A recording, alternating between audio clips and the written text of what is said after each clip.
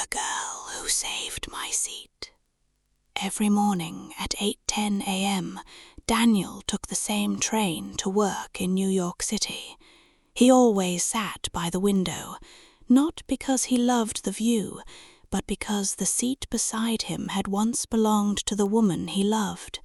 She had moved away 2 years earlier, and Daniel had never quite learned how to let go. Then, one cold Monday morning, a young woman stepped onto the train. She looked around for a seat. There was only one empty place, beside Daniel. "Is anyone sitting here?" Daniel looked at the empty seat. "No." She smiled. "Then I guess it's mine." Her name was Sophie.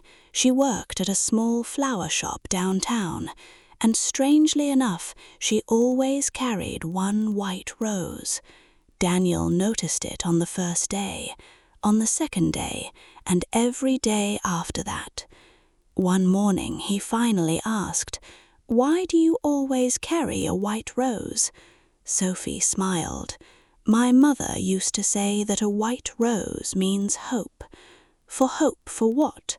She looked out the window. "For something worth waiting for." Daniel didn't know why, but those words stayed with him all day. Weeks passed. Sophie became part of his morning. They talked about music, movies, dreams, childhood memories. Sometimes they didn't talk at all. They simply watched the city disappear behind the train window. One rainy morning, Sophie handed Daniel the white rose. "For you." Daniel looked surprised. "Why?" "Because you look like someone who forgot how to hope." He smiled. "Maybe I just needed someone to remind me." From that day on, the white rose became their little tradition. Every Friday, Sophie gave him one. Every Monday, Daniel brought her coffee. Neither of them said they were falling in love, but they were, slowly, beautifully, without even realizing it. Then, one Friday morning, Sophie didn't come. Daniel waited. The train arrived. The doors closed. Still no Sophie. The next morning she wasn't there either. Then another day passed. Daniel became worried. Finally, a week later, he found a small envelope tucked beneath his seat. His name was written on it. Inside was a letter. "Dear Daniel, I'm sorry I disappeared without saying goodbye. My father is sick, and I had to leave the city suddenly. I don't know when I'll return, but there is something I should have told you. Those white roses were never really about hope. They were about you. You made me believe that maybe love could still find me. If you ever miss me, look for the first place we smiled at each other." Daniel read the letter twice. Then he knew exactly where to go. 3 months later, Daniel traveled to a small coastal town in Maine. There was an old flower shop beside the ocean, and outside the shop a young woman was arranging white roses. Daniel stopped walking.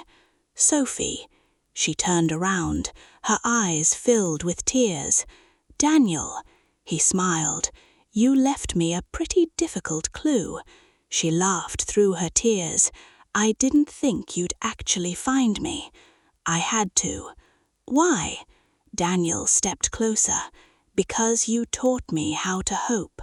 Sophie looked down. "I was afraid you'd forget me." "I tried." "And?" "I couldn't." She smiled. Then Daniel reached into his coat. He had brought something. A single white rose. Sophie covered her mouth. "You kept one." "I kept every rose you gave me."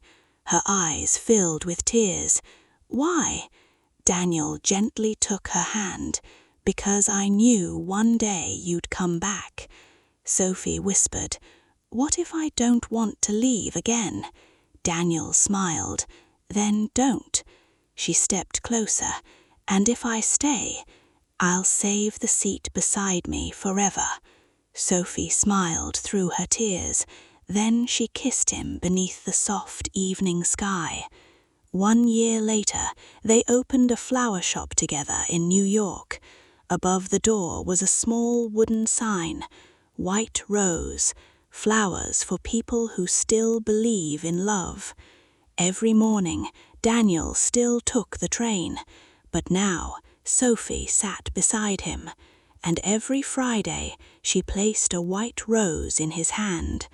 One morning, Daniel asked, "Do you still believe a white rose means hope?" Sophie looked at him. "No." "What does it mean now?" She smiled. "It means I found the person worth waiting for." Daniel kissed her forehead. Outside the train window, New York rushed past them, but neither of them was watching the city. They were looking at each other. Because sometimes love isn't about finding someone new, it's about finding the person who makes you believe in forever.